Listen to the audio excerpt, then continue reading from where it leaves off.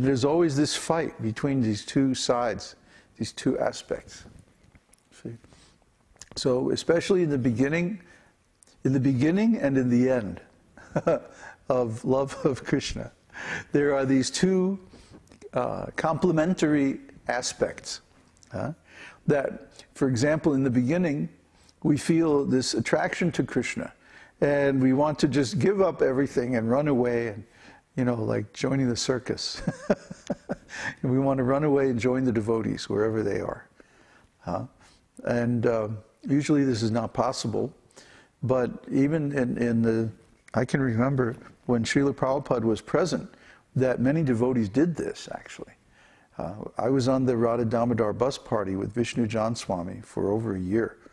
And we would travel around in the buses and make transcendental festivals of chanting every place we went. Every town and village practically. We would stop and find a park or a school and set up and play instruments and chant and distribute prasadam. It was the most ecstatic thing that you've ever seen. And so many devotees surrendered everything. In fact, we financed that party, a bus full of devotees and distributing prasadam, tons of prasadam every day. We financed it by the donations that devotees made when they surrendered. Because they would say, oh, I really want to join your bus party. Okay, fine. So come on, shave up. We'll give you a dhoti. You can stay on the bus, and you just don't sell everything and donate the money. So they'd sell their car and their stereo and all their stuff, and then they would donate the money. And by that alone, from the new devotees joining, we financed that whole party. I've seen it. And we have similar experience now, because actually devotees coming and planning to stay with us in the near future are becoming life members, and they're giving money, and we're saving that money. We're not spending it. We don't spend that money on maintenance. We're saving it for capital investments so that we will have a place for all the devotees to stay. The money that we spend on maintenance comes from the regular donations, like the university fees and stuff like that. We're saving the money, the big donations that we get, for our community, for a piece of property. So anyway, there's this nectar, and then there's this other poisonous aspect, simultaneously enjoying and suffering. The devotees, the gopis are conflicted because it's like they want to run off with Krishna in the forest.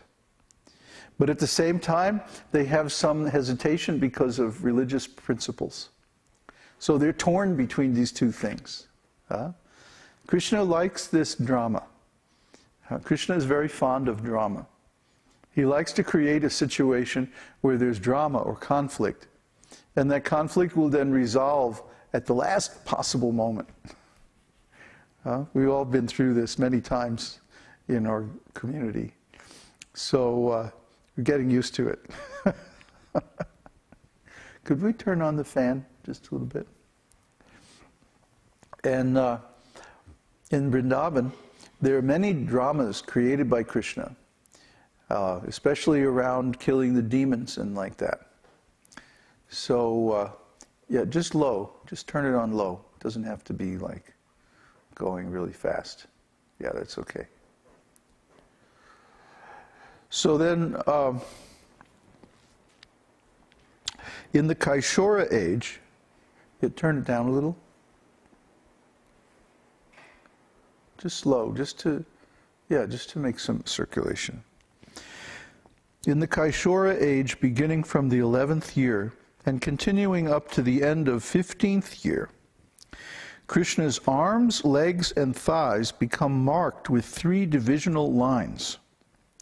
At that time, Krishna's chest challenged a hill of Marakata jewels. His arms challenged pillars of Indranila jewels. The 3 lines of his waist challenged the waves of the river Jamuna, and his thighs challenged beautiful bananas.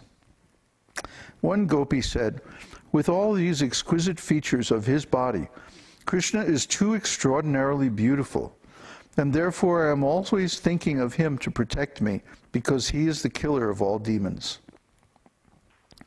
The idea expressed in this statement is that the gopis were comparing their attraction for Krishna to an attack by demons, and to counteract their attraction for the beauty of Krishna, they were also turning to Krishna, hopefully, because he's the killer of all kinds of demons. In other words, they were perplexed, because on the one hand they were attracted by the beauty of Krishna, and on the other they needed Krishna to drive away the demon of such attraction. Lovely paradoxical thing. This Kaishora age can be translated as adolescence. At the end of this period, all the gopis said, "Krishna is the killer of the attraction of Cupid, and as such, he disturbs the patience of all newly married girls. Krishna's bodily features have become so exquisite, it is as if they were all manifesting an artistic sense of the highest sort. His dancing eyes have dimmed the brilliance of the most expert dancer, and so there is no longer any comparison to the beauty of Krishna." Learned scholars therefore describe the features of his body at this time as nava-yovana, newly invented youthfulness. At this stage of Krishna's bodily features, the conjugal loving affairs with the gopis and similar pastimes become very prominent. There are 6 features of conjugal love affairs, called peacemaking, picking a quarrel, going to meet one's lover, sitting together, separation, and support. Lord Krishna expanded an empire of these 6 features, of which he was the ruling prince. These wonderful poetic statements in the scriptures are just like so far out. Somewhere he was picking quarrels with the young girls. Somewhere he was scratching them with the nails of parrots. Somewhere he was busy going to visit the gopis, and somewhere he was negotiating through cowherd friends to take shelter of the gopis. In other words, Krishna was engaged in all these pastimes simultaneously, in many forms, you see. So some gopis were, they were fighting with Krishna. And at the same time, another group of gopis was making peace with Krishna, while at the same time he was negotiating to meet some other gopis in the bushes by sending messengers back and forth.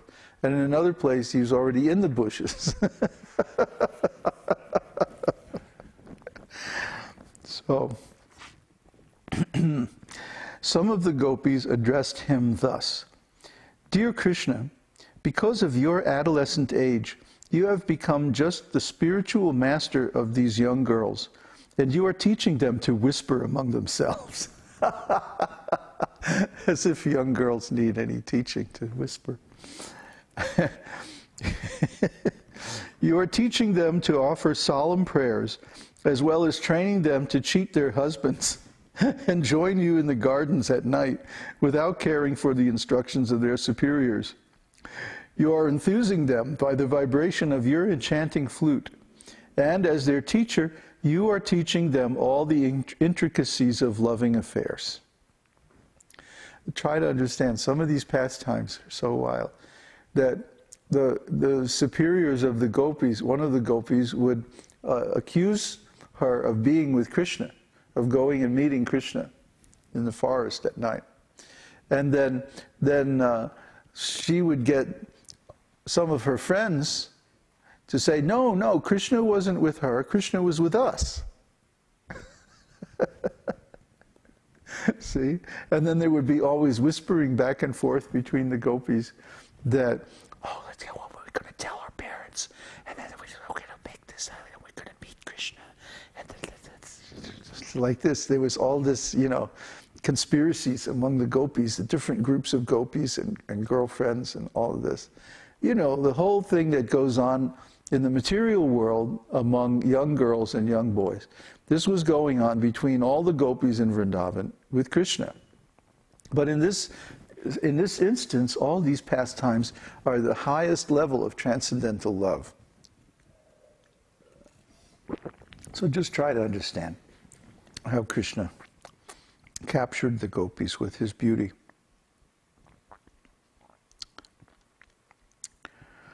You are enchanting them by the vibration of your enchanting flute, and as their teacher, you are teaching them all the intricacies of loving affairs.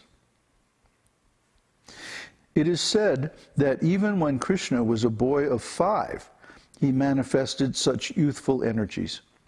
But learned scholars do not explain them because of the absence of a suitable age. See, that's because Krishna is always the Supreme Personality of Godhead. He always contains all of the potencies and all of the qualities of the Supreme Personality of Godhead.